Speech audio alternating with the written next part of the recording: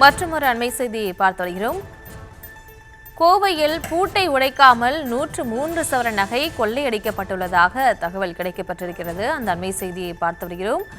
அப்பகுதியில் உள்ள சிசிடிவி காட்சிகளை கைப்பற்றி போலீசார் விசாரணையில் ஈடுபட்டிருக்கிறார்கள். கிறிஸ்துமஸை கொண்டாடுவதற்காக குடும்பத்துடன் வெளியூர் சென்றிருந்த நிலையில் பூட்டை உடைக்காமல் 103 சவரன் நகை கொள்ளை போனதாக பாதிக்கப்பட்டவர் புகார் கொடுத்திருக்கிறார். அந்த அண்மை செய்தியை பார்த்து வருகிறோம். கோவையில் வீட்டின் பூட்டை உடைக்காமல் 103 சவரன் தங்க நகைகள் மற்றும் 10,000 ரூபாய் பணம் கொள்ளையடிக்கப்பட்டதால் அங்கு அதிர்ச்சி ஏற்பட்டிருக்கிறது. விவரங்களோடு இணைகிறார் நமது செய்தியாளர் அருண். அருண், வணக்கம். மேலும் விவரம்.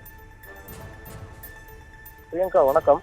அதாவது கோவை குனியமுத்தூர் அடுத்த நரசிம்மபுரம் ஸ்ரீ ஐயப்பா நகர் பகுதியைச் சேர்ந்தவர் ஜெபா மார்டின். இவர் அங்கு இருக்கக்கூடிய ஒரு தனியார் பள்ளியில பணியாற்றி வரக்கூடிய நிலையில கிறிஸ்துமஸ் பண்டிகை மற்றும் அரையாண்டு தேர்வு விடுமுறையை தொடர்ந்து அவரது உறவினர் வீட்டிற்கு நேற்று முன்தினம் அவர் குடும்பத்துடன் சென்றிருக்கிறார்.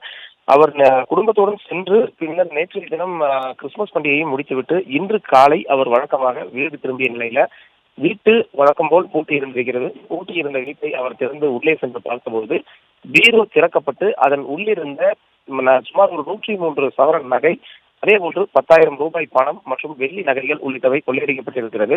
இதை கண்டு அதிர்ச்சி அடைந்த அவர் வீட்டின் மற்ற இடங்களுக்கு சென்று பார்த்தபோது மற்ற இடம் எல்லாம் சாதாரணமாக இருந்திருக்கிறது. வீட்டின் துணிமணிகள் மற்றும் அங்கு இருக்கக்கூடிய கட்டிலில் இறைத்து கிடந்த சூழல்ல அதிர்ச்சி அடைந்தவர் உடனடியாக இது தொடர்பாக குனியமுத்தூர் காவல் நிலைய போலீசாருக்கு அவர் தகவல் அளித்துள்ளார். அந்த தகவலின் அடிப்படையில உடனடியாக அங்கு சென்ற போலீசார் அந்த பகுதி முழுவதும் விசாரணை மேற்கொள்கிறார்கள். அதைத் தொடர்ந்து தடயவியல் நிபுணர்கள் மற்றும் மோப்பனாய் ஆகியவற்றை வரவழைக்கப்பட்டு அவற்றின் மூலமாக அங்கு விசாரணையானது நடத்தப்பட்டு வருகிறது.